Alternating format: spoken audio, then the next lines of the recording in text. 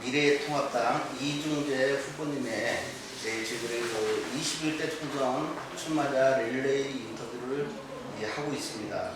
이중재 후보님은 충남 논산 출생이시고 대전고 고대 법대 졸업하시고 미국 서던 메서디스트 대학교 로스쿨 석 박사, 그리고 사법시험 26회 사법연수원 제16기 이제 법조계 전문이시고요.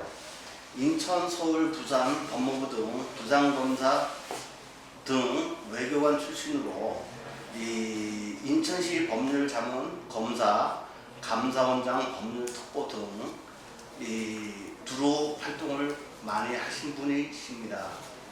현재 인천경영포럼 감사, 또 현재 제인 충남 도민회 감사로 활동하시며 인천광역시와 이 인연이 왕성하고 또 많이 활발하게 활동하신 것으로 다 알고 있습니다.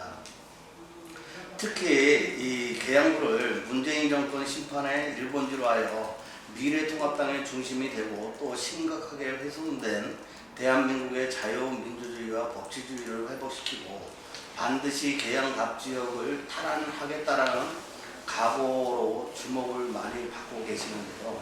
먼저 이중재 후보님의 21대 총선 출마의 계기를 한번 들어보겠습니다. 예, 저는 기본적으로 법률가입니다. 인터뷰를 시작하면서 저는 이 사건을 제일 처음 말씀드리고 싶어요. 아시겠습니다만은 조국 전 법무부 장관 사건, 또 유재수 감찰 무마 사건, 또 울산시장 사건에 대한 청와대의 개입 의혹 사건, 이런 사건으로 우선 말씀을 드리고 싶어요. 이 사건을 보면은 정권 실세에 대한 수사를 하자 자기들의 잘못을 조사하는 검찰을 개혁한답시고 윤석열 검찰총장의 참모들을 전원 인사조치했단 말입니다. 이것은 전부 제가 검사 출신이라 이 부분은 누구보다도 잘 안다고 생각을 하는데, 이거는 군사 독재 정권 시절에도 이런 인사를 한 적은 없습니다.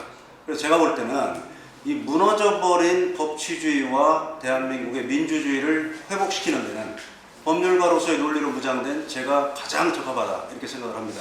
그래서 이번 총선 출마를 한 계기도 이 부분이 가장 컸고요.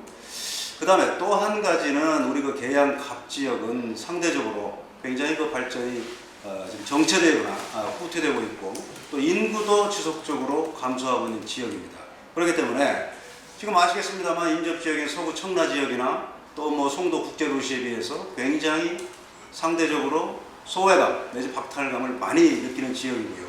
또 사회적 경제적 약자분들도 많이 거주하고 계시는 지역입니다. 그렇기 때문에 이런 약자분들의 권익을 대변하고, 그리고 계양 갑 지역의 주민들의 그 삶을 좀 획기적으로 개선시키는 일에 매진하고자 저는 국회의원 출마에 결심을 하게 되었습니다. 네, 잘 들었습니다. 그렇다면 21대 총선에 중요하다라고 생각을 했는데 이 당선 전략은 어떻게 되십니까? 당선 전략은 저는 다른 게 없다고 봐요. 국회의원이라는 건 기본적으로 주민의 대변자입니다.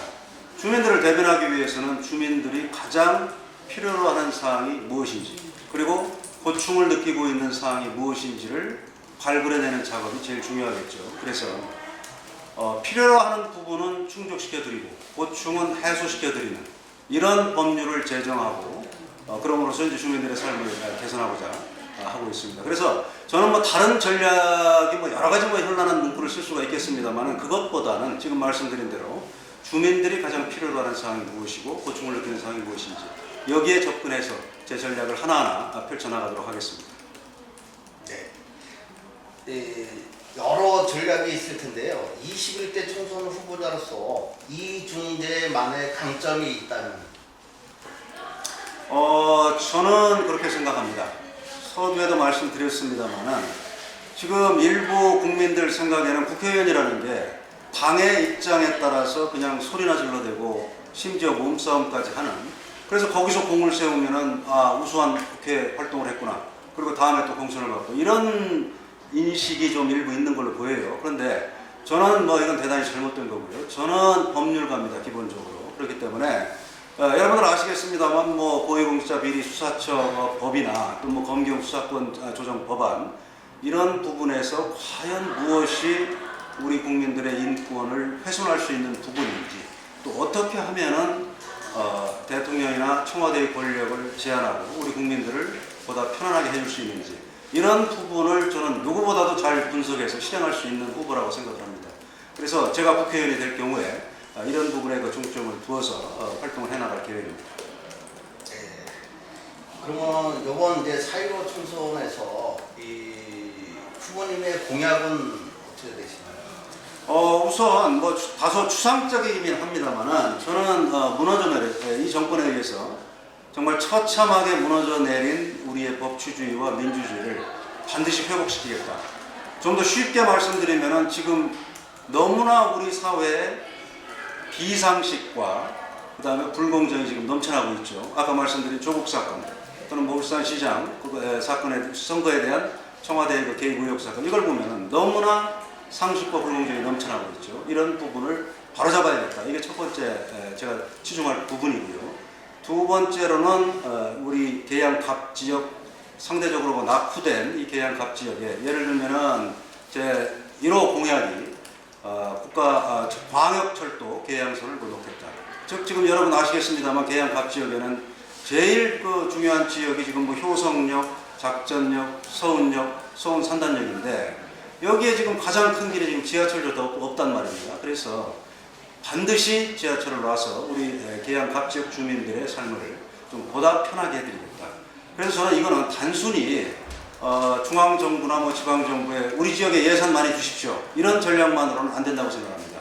저는 계양갑 지역 주민들의 교통 편의는 인권이라고 생각을 합니다. 우리가 흔히 무슨 뭐 고문을 받지 않을 권리라든가 표현의 자유라든가 이런 건 무한적으로 보장이 되지 않습니까? 그런데 경제, 사회, 문화적 권리라는 게 있어요. 이 부분은 시민적, 정치적 권리 못지않게 중요한 인권입니다. 그래서 계양갑 지역 주민들이 교통 편의를 누릴 수 있는 권리는 이건 다름 아닌 인권이다. 그렇기 때문에 무슨 뭐 예산이 좀 뭐 부족하다 이런 논리로 회피할 수 없다. 이렇기 때문에 이런 논리를 가지고 중앙정부를 설득해서 반드시 우리 계양갑 지역의 주민들의 교통 편의를 획기적으로 향상시키도록 하겠습니다. 네, 알겠습니다. 그럼 뭐 마지막으로 지역 유권자들에게 한 말씀 하신다면? 예. 국회의원은 아까도 말씀드렸습니다만 지역 주민들의 대변자입니다. 그래서 지역 주민분들을 대변하기 위해서는 저는 두 가지 요건이 제일 중요하다고 생각합니다. 첫 번째로는 도덕성이고요. 두 번째로는 능력입니다. 도덕성은 말씀드리면은 자기가 일단 깨끗해야겠죠. 후보자가 자기가 무슨 뭐 수사를 받고 있거나 재판을 받고 있거나 또는 뭐 유죄 판결을 받았거나 이런 경우에는 거기에 정신이 팔려서 뭐 주민들의 이익을 대변할 시간이 없겠죠. 그렇기 때문에 이런 부분에서 저는 어느 후보보다도 강점이 있다고 생각을 하고요. 그 다음에 두 번째로는 능력입니다. 저는 뭐 법률가로서의 논리, 그리고 제가 외교관 생활을 하면서 국제무대에서도 다양한 협상의 경험이 있습니다. 그리고 저는 검사를 하면서도 검찰의 영역에만 머무르지 않고 시에도 파견 나가봤고, 또 심지어 우리가 월드컵 개최를 했을 때는 월드컵 조직위원회 법무실장으로 제가 근무를 하면서 정부의 중앙정부죠. 중앙정부의 각 부처에서 파견 나온 공무원분들, 또 민간 부분에서 오신 분들하고 다양하게 소통하고 화합하면서 업무를 수행한 경험이 있습니다. 그래서 이런 경험을 살려서 국회의원도 마찬가지라고 생각을 합니다. 사회 각계각층의 다양한 이해관계를 경청하고 분석하고 조정안을 내고 그렇게 함으로써 주민들의 삶을 획기적으로 향상시키는 데 매진할 수 있다. 그리고 무엇보다도 저는 이런 경험이 있기 때문에 이런 일을 잘할 수 있는 후보다 이렇게 생각을 합니다.